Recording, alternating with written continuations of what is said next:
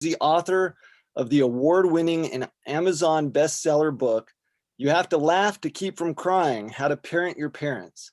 That was published in 2017, which chronicles her journey with a father-in-law who was diagnosed with dementia, her mother with Alzheimer's, and her father with Parkinson's. So she's had a lot of experience with this. Miss Canion is driven to fulfill her life's ambitions by speaking on many topics, but her passion is mostly dedicated to caregivers. Prior to embarking on her current endeavors, Miss Canion worked as an event planner for State Farm between 1998 and 2011. Earlier, she served as a teacher, retail store owner, director of Acts Retreat for Theology Services, and as an actress and stunt double for various television series and commercials. Throughout her career, she has authored and co-authored a number of other works, including another Amazon bestseller, Sparks, Ignite Your Way to Success, short stories by Texas authors, The Art of Brave Living, and will have a story in the March-April 2021 issue of Angels on Earth magazine. Great job. During COVID, she sewed over 700 masks and gave them to caregivers all over the United States. She also wrote her first children's book, Lovebirds, Charlie is Looking for a Mate, to be released in spring of 2021. She recently got her National Senior Caregivers Certification and has been a host on Indie Beacon Radio for over 2 years, interviewing authors all over the world. In light of her outstanding accomplishments, Miss Canion has been honored several times, earning a National Merit Award, a Presidential Award for Community Service bestowed upon her by the former President Barack Obama, and a Best of Show Award at the Spring Flower Show through the Denton County Master Gardener Association in 2015. She has also been recognized by the Who's Who Library of Congress by having a poem nominated to its ranks and received the Best Self-Help Book Award through the Texas Author Association in 2018.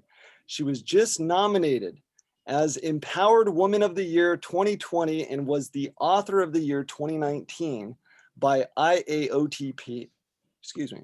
Her most current project is a book coming out in 2022 called Flowers of the Bible. Miss Canion, where do you have the time? And thank you for joining us and giving us some of your time today. Well, thank you, Louis. For that I didn't really realize you were going to say all of that, but I have to tell you that that's all happened since I turned 70. I mean, life does begin at 70, just FYI. But most of y'all have heard the saying, you have to laugh to keep from crying. And I'll bet many of you, if not most of you, have felt like that over the past year. You know, we've had isolation, we've had masks, we've had Zoom, and all these things equal COVID. And to top it all off, here in Texas, we've just gone from 0 to 70 in 72 hours. Some of us lost water, we've lost electricity.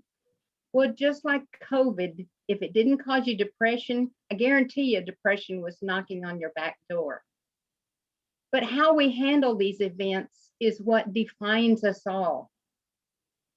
I think we've all felt like we were on a roller coaster at Six Flags. And we have to say, what is next? I'm sure all of you have asked yourselves that. So what doesn't kill us defines who we are. Have you ever asked yourself what you would do if you had to put your life on hold to care for a loved one?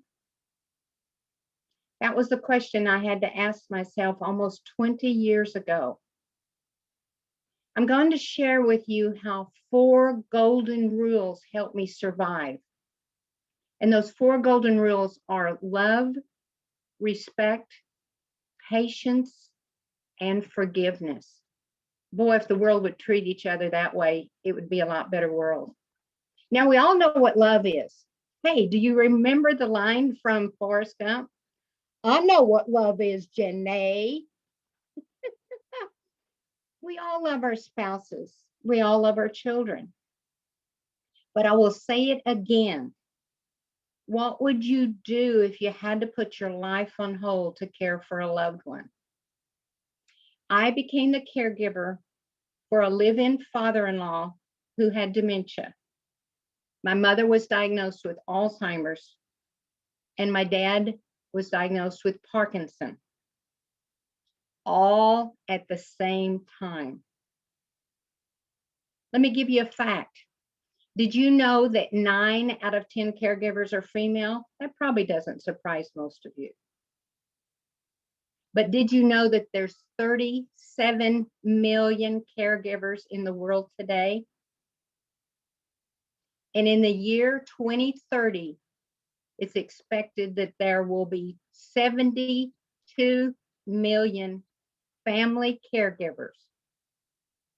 So now we know why the senior health industry is one of the fastest growing industries in the world. Family caregivers could be, they could be taking care of their spouse, a child, an aunt, and uncle, their parents, or they could be taking care of a best friend. Now, here's another shocking fact for you. Over 50% of family caregivers die before the person they're caring for. Let me say that one more time.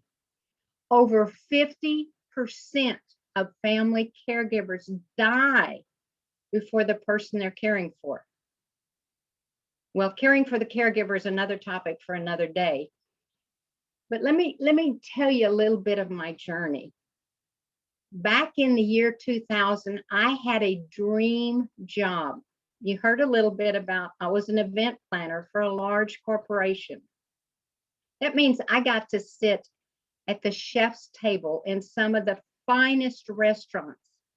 I got to taste test the chef's fine cuisine that I was choosing for all my CEOs and CFOs. Yes, you guessed it. I got to party like there was no tomorrow because my budgets were limitless.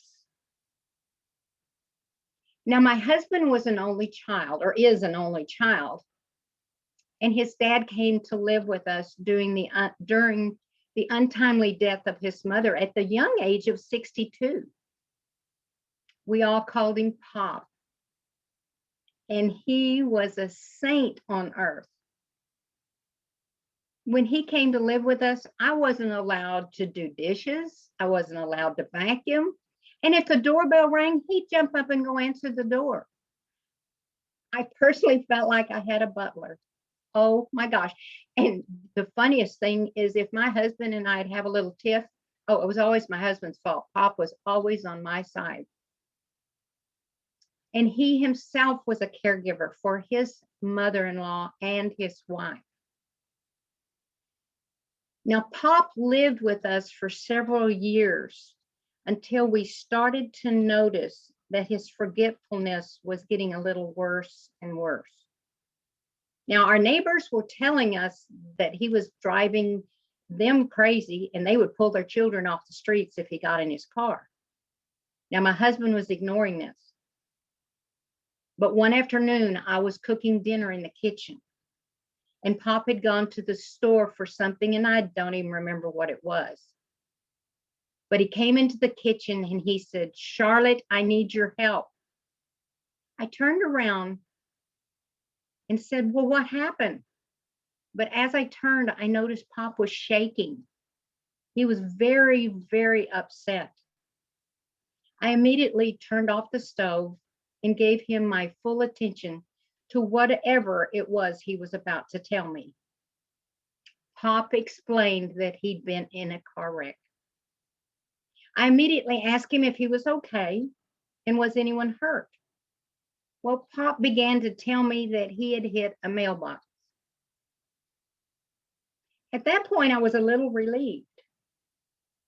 Now, he wanted me to drive him back to the house where he'd hit the mailbox so he could pay for the damages. So I grabbed my keys and walked out the door. I could see that the whole right side of his car was damaged. Now, in my head, I'm going, there is no way a mailbox could do that, or unless it's the biggest brick mailbox in the world. Maybe made out of cinder blocks. My mind's just trying to figure all this around. But I'm looking at that car. Now, you remember our parents used to drive those big cars, and our grandparents like Oldsmobiles and Chevrolets and Cadillacs. Well, Pop drove a Lincoln. It was a big car. Now I did work for State Farm, but I'm not an adjuster, but I'm looking at that whole right side of his car, and it looks total to me. I'm even wondering how he drove home and maybe what he really hit. So I got Pop in my car and we drove around our neighborhood. And then we drove around the adjacent neighborhood. Before I knew it, I was out in the country. There were farms and ranchettes. Pop could not remember where the mailbox was. Then all of a sudden he said, "Oh, that's it. That's the one I hit." Now I'm looking at this pole mailbox. Now we've all seen a pole mailbox. And it's just leaning oh so slightly, not even a dent in it. Here I am thinking in my head again. I'm going, that is not what did that damage to Pop's car. I'm thinking to myself, okay, God, this one's in your hands. Remember I told you the 4 golden rules? Well, the first 2 are love and respect. So out of love and respect for Pop, I'm going to follow his instructions. He wanted me to drive down the driveway so he could pay for that mailbox. I said, God, this one's in your hands. I was at a loss. Now, you never argue with the elderly. I was taught that growing up. I never talked back and I never argued with them. And if they told me, that the grass was purple, by golly, it was purple. And the same thing goes true with our seniors as they get older. You only complicate things if you tell them they're wrong or you argue with them. Now, that's just something I learned the hard way. But I've learned since I've been in the industry that is the norm. That when your seniors get one of the 250 different dementias, or, they go down what I call the proverbial rabbit hole, you need to respect them. I have a quick little story I want to add in here. I have a friend that was a county judge in Dallas, and she knew I was writing my book, and it was in manuscript. So I had the original copy in my hand, but I didn't have any book copies.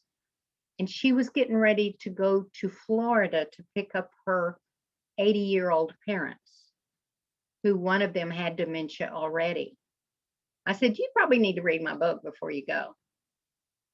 She said, yeah, I do. Well, she never made it to my house. But on her trip, as she picked up her parents and started to drive to New York, because she belonged to one of those huge Italian families that had hundreds and hundreds of, family members. It was grandma's 100th birthday. So she's picking up her parents. She's going to drive she drove from Dallas to Florida, and then she picked them up and drove from Florida to New York. Not an hour into the trip, I get a phone call. And Anna says, Charlotte, I'm having trouble. I should have read your book. I need your help. I said, what's going on? She said, my dad is in the back seat and he keeps telling me I'm going the wrong way. And I said, Anna, what did you say to your dad when he said that? She said, I told him, no, Dad, this is the road we always drive on. I said, duh, Anna, that is not the correct thing to say. The next time your dad tells you you're going down the bad road, and obviously he was doing it over and over and over, I say, oh my gosh, Dad, you're right. But you know what? A friend of mine told me about a restaurant up here. We'll just stop and have lunch. Divert him to something that's pleasant. Find a way out of that box. I guess my instincts were working overtime when I was dealing with Pop, because I learned that lesson real early. Now back to my story. Now we were driving, up this driveway, and I noticed it was a double wide mobile home. And it had a long porch on the front.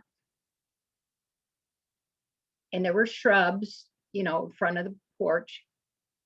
And Pop gets out of the car and he tells me to stay in the car. He's going to handle it. But you know me, I kept a close eye on Pop. And remember those shrubs I told you? I couldn't see anything. I couldn't even see the front door.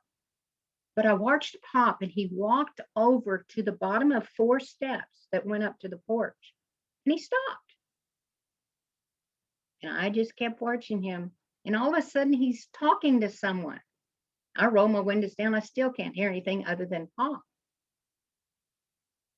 And about a minute later, as I'm watching Pop, I notice his hand and his fist. Now, this is a man that never gets angry or upset at much.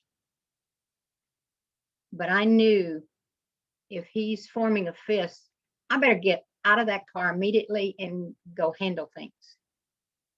So as I get out of the car and I walk up and I grab Pop's hand, I walk up the 4 steps and I notice out of the corner of my eye what's been going on. So I walk Pop over to this park bench, and on it was the person he was talking to. It was October. That person was a scarecrow. Now, I shared this story with you because it shows how simple things can go wrong so fast. But those 4 golden rules should be your compass. That's love, respect, patience, and forgiveness.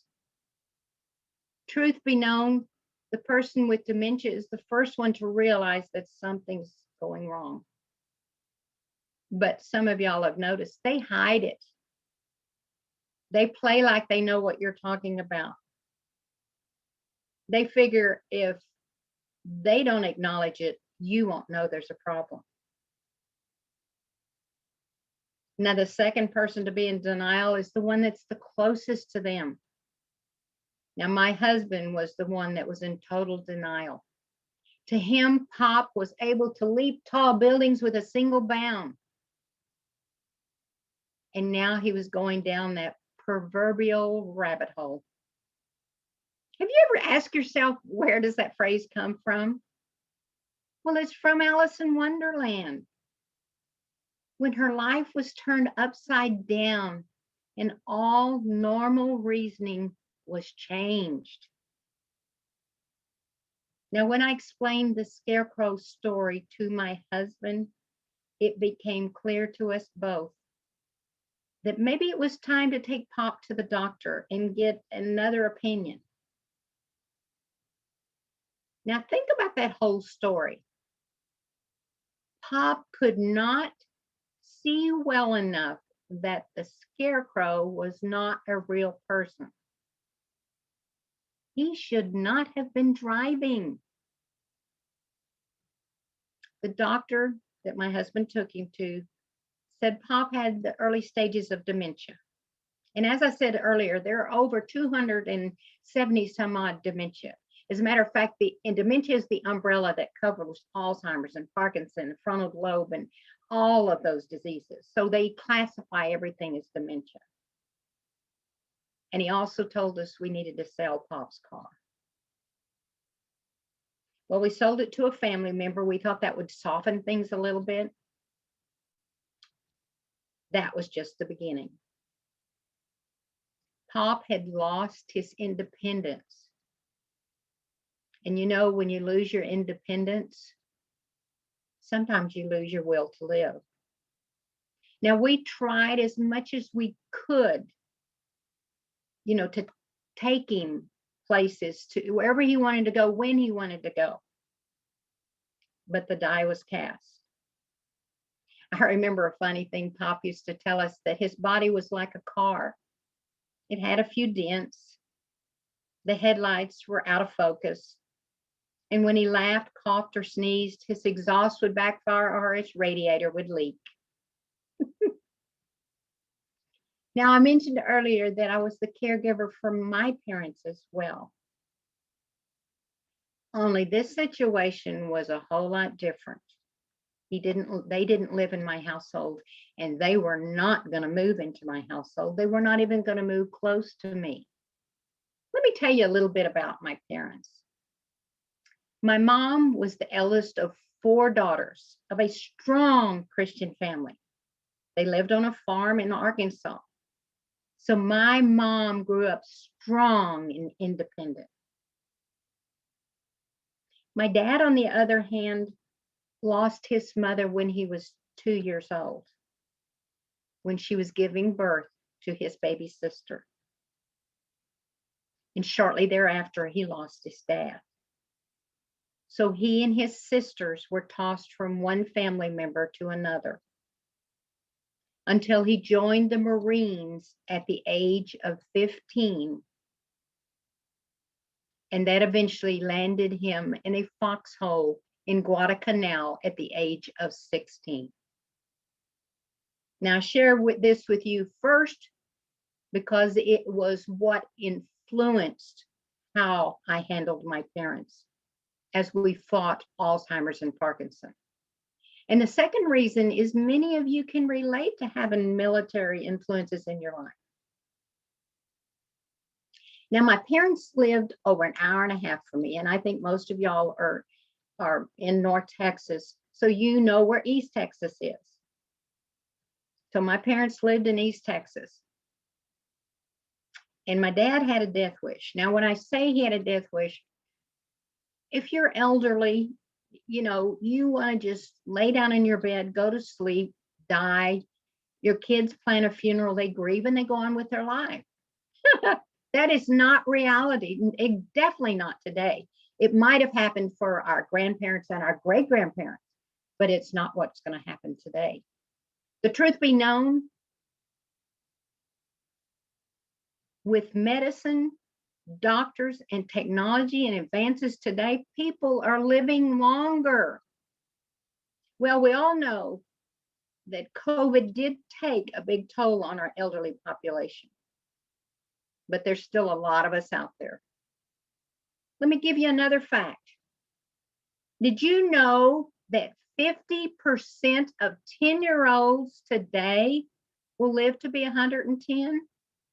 Let that fact soak in. Let me say it one more time. Did you know that 50% of 10-year-olds living today will live to be 110? Now, what do we think their lives will be like when they're 100?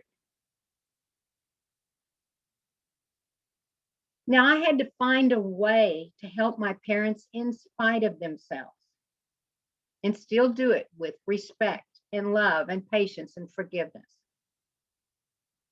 Now, I was lucky. My aunt, my mama's baby sister, lived 15 minutes from my parents. Now, she happened to be 17 years younger than my mother. She wasn't a whole lot older than I was. And she lived 20 minutes. And my dad, who hated strangers in his house, did allow my aunt to come in and help them with different things, maybe cook a few meals. And so she would go in 3 or 4 times a week, because my dad did not like strangers in the house. So I'm going to share a little story about that. And it was his house, it wasn't our house. Of course, that was that mentality back then. And we've got to remember that, where our parents or where some of our loved ones come from. I want to share with you a story that I call the covert nursing story. Now, I told you that my aunt was my eyes and ears on my parents. So if we would go down there every week, but both my husband and I still worked full time as long as we could. My aunt called me at work one afternoon and said, "Charlotte, you need to get down here. Your mother has a rash that goes from her knee down to her toes, and her leg is swollen, and it really looks bad." Now, my aunt had a little bit of a nursing background, and she said, "It looks like impetigo." Well, I said, "Aunt Joyce, why don't you just take her to the doctor?" Your dad won't let me. My dad, I think, was afraid that if mom left the house, she would never come back and he would be alone. That's just me thinking again, trying to figure out why he wouldn't let Aunt Joyce take her to the doctor. So I called him up and he wouldn't let me take her to the doctor either. He said, she's had these rashes before, it'll go away. So I had to get on the phone. Now, I want you to know I am not an expert, but I have become an expert. I called 25 different kind of agencies looking for a nurse or a doctor or someone that could come out and doctor my mother's leg. After 25 phone calls, I found one nurse who met us 15 minutes from my parents' house. Now, the reason I call this covert, remember I told you my dad did not want strangers in his house? So my husband took off from work. I took off from work. We drove down there. We picked up the nurse and we parked out front of their house. I told the nurse to stay in the car while my husband and I went in the back door that we always went in. Now, my husband's job, part of the covert act, was he was to divert my dad to the backyard. Thank goodness it was summer. And ask him about the yard or, whatever. Divert him. Because my job was to unlock the front door that never got open and bring the nurse in the house. Oh, my mother was elated. She was a social person and she was just ecstatic to see this stranger in her house. She said, "Oh, how are you doing?" And just chatted like she knew her. So I shuffled them into my mother's bedroom and I sat mom down on the bed and I asked the nurse to please, take care of my mother's leg. So the nurse began to roll up my mother's pants leg. Today, I still gasp when I think about how bad it looked. She had scratched it so much.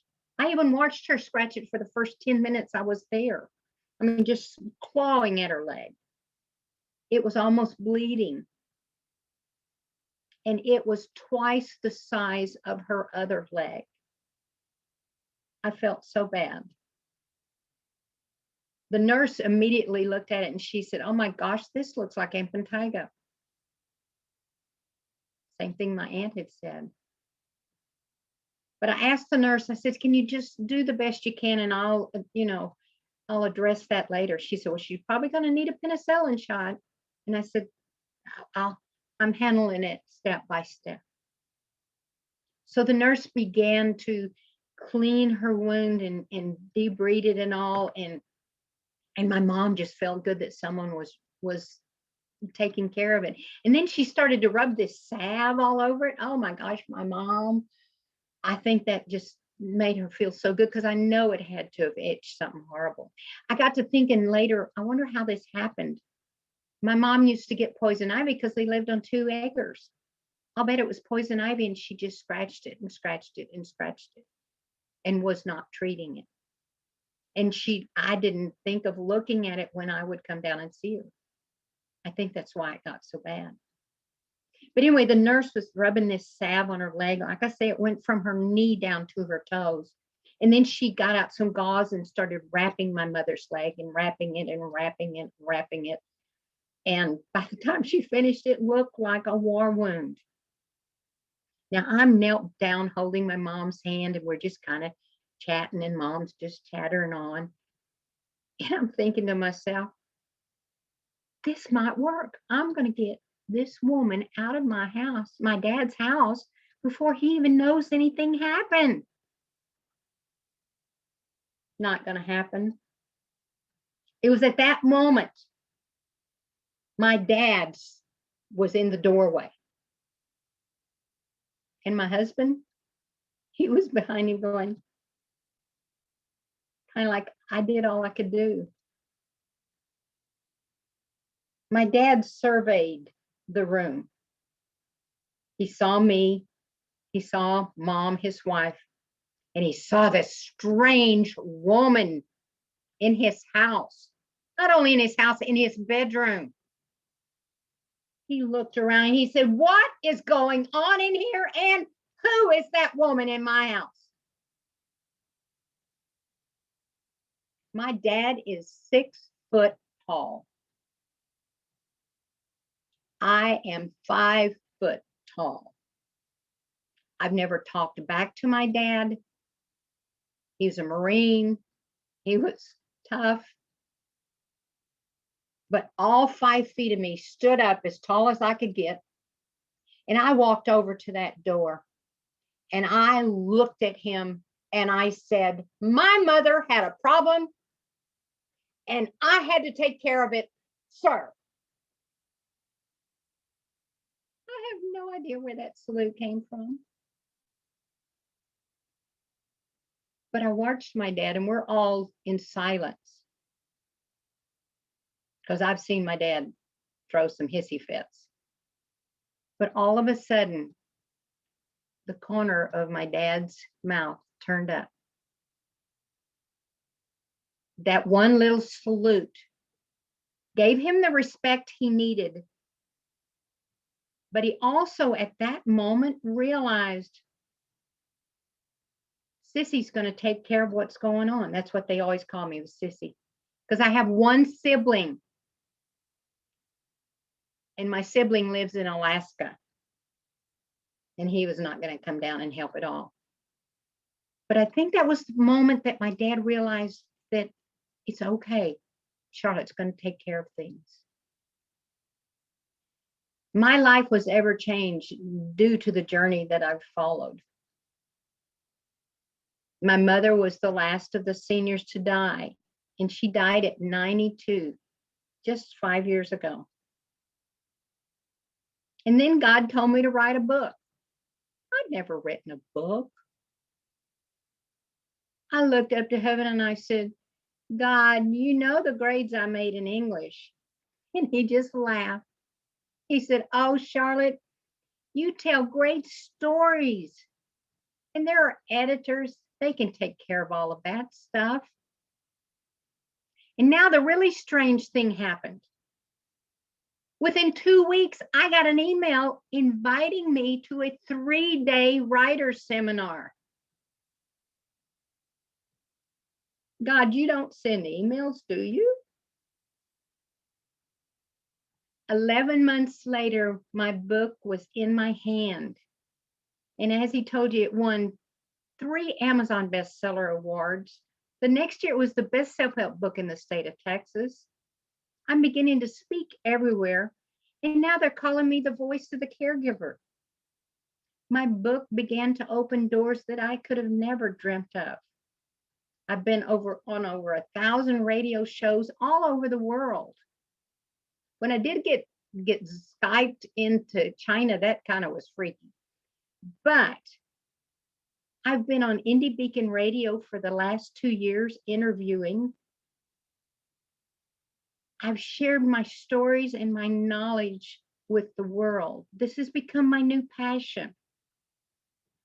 The lessons I've learned is helping other adult children while they're caring for their loved ones. Adult children reconnecting with their parents is definitely a passion of mine because our seniors are a wealth of knowledge and they deserve that love, respect, patience, and forgiveness. Role reversal is inevitable for almost every one of us in one way or another. So we best all, be prepared. I'm a senior myself with 20 grandchildren. Yes, I'm very, very blessed. And I was a caregiver for 3 amazing seniors that blessed me, even my stubborn dad. My first book, as he told you, is called You Have to Laugh to Keep from Crying, How to Parent Your Parents. Since then, I've been part of 5 other books and magazines. And in November, we launched the book Sparks, Ignite Your Way to Success. Here's one of the testimonies that came after that book was released. It takes a spark to light the flames that burn in our hearts and in our minds to encourage creativity. As a source of inspiration, the imagery throughout this book is excellent. Mistakes are made to learn from and to move beyond. Find out how to avoid procrastination, how to journal, and to enjoy the journey. That was written by an award-winning author, Marion Barr. I'm not through with my journey, as none of us are. So look ahead and see what you're supposed to do with your life. Saturday in the mail, I got a copy of Angels on Earth magazine. And inside it was my story, the vision I couldn't keep to myself. Life just keeps on going, and it keeps on giving us rewards. Life is full of adventures. And if we use those 4 golden rules, it can be memorable. Do you remember what they are? They're love. You must love unconditionally. Respect. We must respect one another for who, what, and where we are. Patience. We must have patience with others and with ourselves. And forgiveness. Oh my gosh. We must forgive one another and forgive ourselves. Now, if anyone wishes to reach out to me, I love to mentor people. And you can reach me at charlotte@charlottecanion.com. Or you can go to Indie Beacon Radio, which is part of authorsmarketing.org. Or you can go to Charlotte Canion on Amazon to check out all my books. I have one last thought for you. Remember, to make a difference in someone's life, you don't have to be brilliant, rich, beautiful, or perfect. You just have to care. May God bless you all and keep you safe. Thank you.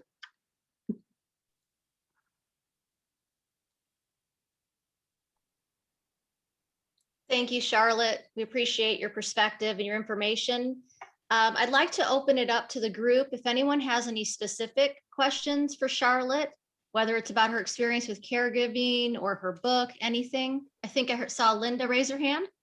All I wanted to say is I've waited 3 years to hear you, and it was absolutely awesome. Thank you so much. Thank you. Thank you. Thank you. Anyone else have any questions for Charlotte?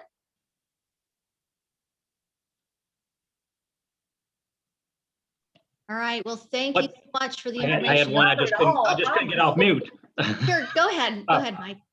What's your opinion versus taking care of at home versus putting them into a nursing home?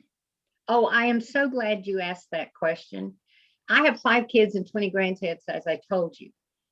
And my father-in-law lived with us, so I had experienced someone in the house. There are so many fabulous facilities out there. I'm looking for mine right now, if that kind of gives you the gist. My mother would not have wanted me, which I did, but she would not have wanted me to change her diapers. And we all know we come in the world and we go out of the world in diapers. Her dignity and the way they take care of them. I'll give you a little example. I have a friend, and I know this, I've heard this story many, many times, but this young girl, and she was probably in her 60s, brought her 80-year-old mother into her home. By the time they had finished their journey, mom hated the daughter and the daughter hated the mother. There is so much resentment that gets built up because we're not trained to do that. I mean, although I know other countries do, but they have multi-generations in the house. We in America have become individuals. And I don't want to see a daughter and a mother hate each other, or a, father and a son, or whatever. If you have the capabilities and you have the talents, I think, go for it if you want to. In fact, my husband told me, when he said, when your mom's ready, he said she can come in the house, and Pop had already died. And I said, Craig, you will bury me. And that was before I knew the statistics of 50% of caregivers die before the person they're caring for. I said, you will bury me. I can't emotionally and physically handle it again, even though Pop was easy. So what I'm saying is, I think those facilities are there for a purpose, and they serve a very, very good purpose. And you have to evaluate, where your parents are, or your loved one. It could be your spouse. I mentor. Or yourself. Or yourself. Like I say, I'm looking for my place now, because I don't want to live with any of my kids. I've seen way too much, and I'm a social person. They get to do all kinds of things, and the loving people that are in this industry that I have met over the past 5 years, that are at the assisted livings, at the retirement centers, at the long-term care. Oh my gosh, the ones that shouldn't be there, they leave very quickly. Those that are there are loving, compassionate. They're an extension of your family, and they are blessed. So that's my answer on that. I realize I kind of went on and on, but that's my feeling on that one. Thank you. I use the word them loosely, so Well, there's wonderful places if you want to know some. And I mean, I've been all over the Metroplex and East Texas and Oklahoma, and so depending on where you want to be, it's okay if you're near your family, yes, so they can come visit. But they get all the good, and they can give you all their love. And then the nurses and all of them can take care of the necessity things. do they all have happy hour each day? They have happy hours. Oh my gosh, you wouldn't believe. I've been in so many. I don't think I've been in one that didn't serve us wine. Thank you. Thanks for the question. Anyone else have any questions for Charlotte? I do. Charlotte, thank you for sharing with us your story and your perspective, like Julie said. I've got a question on your business. You have so much going on. You're writing books, articles. How are you managing through that? We've got a lot of, I think, maybe employers, self-employed individuals on this call too. How do you personally manage all of your business that you're doing? That is an interesting question, because I'm an organized guru. That helps a lot. But before COVID, for 2 years, I had a publicist. So she helped, organize a lot of my talks and, keep things on track. Now, since COVID, I'm kind of marketing everything else, because I can't afford to pay her, anymore what I was paying her. So it has to be a personal thing, but I handle it all myself, and, figure out what I can do. I have an A stack and a B stack and a C stack. And if I don't ever get to C, I guess they don't hear from me. See you later. No, that's great. I love hearing it, because you've got so much going on. Reading through your bio, I just saw quite the accomplishment. So Well, thank you. congratulations on it all. It's a blessing from God. He, I can't say, he's the one that helps me. Man. All right. Well, thank you. If we don't have any more questions, then we'll move on to our agenda. Lewis, I think you need to have some people to recognize on the call. Yes. Yeah. I'd like to personally recognize our city manager, Dr. Mike Castro. Thank you, sir, for joining us today.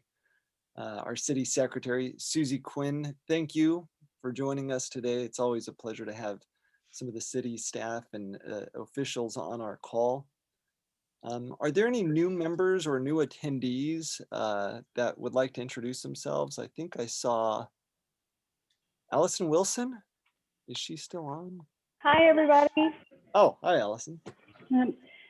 Thank you for allowing me to join today. I am a new member to the Chamber in Murphy there, and my business is in Wiley. I work at Community Wealth Advisors of Raymond James, and we're a new, of course, work with investments and financial planning, retirement planning, but we're an independently owned, but affiliated with Raymond James, which is our home offices in Florida. And I've lived in Wiley for almost 20 years, coming up in September, and just love this area of the Metroplex and connecting with individuals. I spent 20 years in education before transitioning into the private business world. So I look forward to meeting you guys either through Zoom or in person when we can have those types of events, and just very appreciative to be here today. Well, thank you for joining us. Thanks for being a new member, Allison. It seems to suit your career being an educator. So what a perfect fit. Anybody Thank you else? so much. Is there any other anybody new to the call or luncheon? I recognize pretty much all the other names. So why don't we go to the scholarship updates? We have our chairman, Steve Dalt, that is with us with the Murphy Scholarship Foundation. How are you, Steve? I'm doing good. Thanks, Lewis. We've got some exciting news. Can I share my screen real quick? Yes, you can. Go ahead. Well, where did the button go? There it is.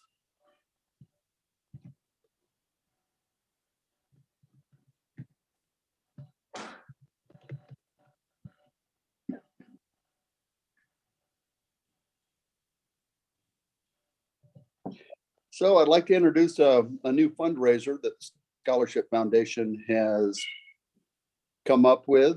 We're going to be flocking our graduates, whether you've got a senior in high school or somebody graduating kindergarten or the myriad of other graduations they have, college students.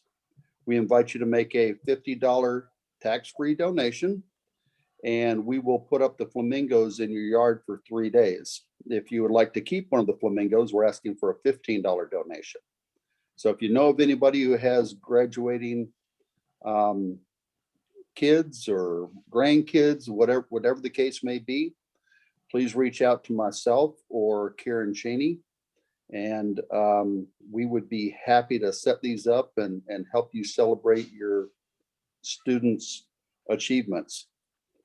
And we're going to be kicking this off March 1st. We're already getting some response. So obviously we have a limited number of houses that we can flock.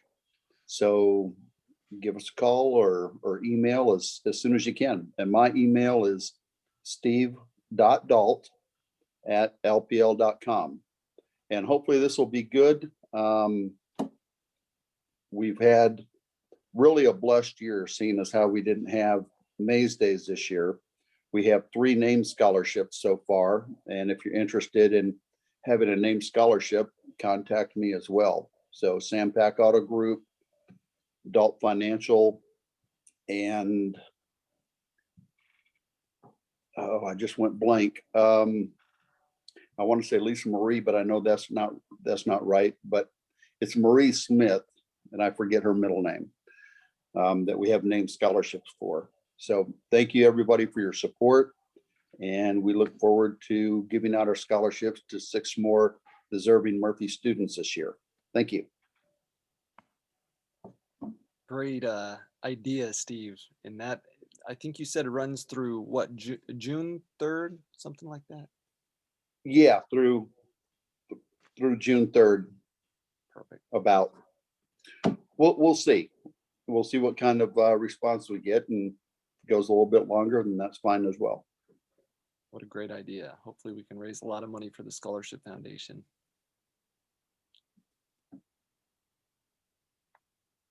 All right. Well, thank you, Steve, for your updates. And actually, that concludes our program for today. And just to mention to all of you, in terms of the topics and content that we share at these types of programs and anything that we're going to be planning in 2021, in your chamber emails, if you're a member, the weekly emails I did send out a survey a couple weeks ago. So we do want to hear from you what topics would be relevant for you and help you in your business or in your life. We're always looking to bring fresh new ideas. So please spend 1 minute. I believe it will only take a minute, and you could just share your ideas with us so we can take that back as we're building out some of the things we can offer to you this year. So anyway, thank you so much. And Charlotte, thank you for the wonderful information. Oh, actually, I do have one quick thing to do. We're doing a drawing for those on the call. They're going to win one copy of her book. And so I will reach out. She'll mail that to you. I'll get your address. So we're going to do a drawing real quick for anyone who attended. All right, so just hold on 1 second here.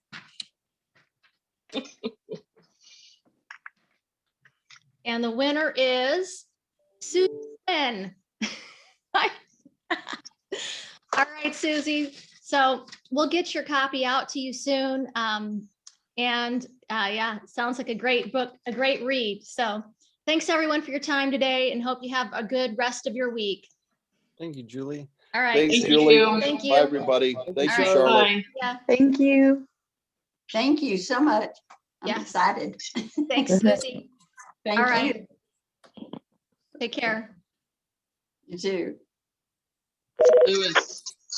Wow. Charlotte. You want me to keep this on? for- No, I was just gonna say, Lewis, I'm gonna call you. Perfect. I'll be here. Okay. All All right. right. talk to you in a All minute. right. Bye. Bye, everyone. Charlotte. Thanks again, Charlotte, for your time today. Really appreciate it. I'll be in touch with you soon about the book. Great job. Thank you. Ruth, it was great to see you as well today on the call. Same here. All right. See you later.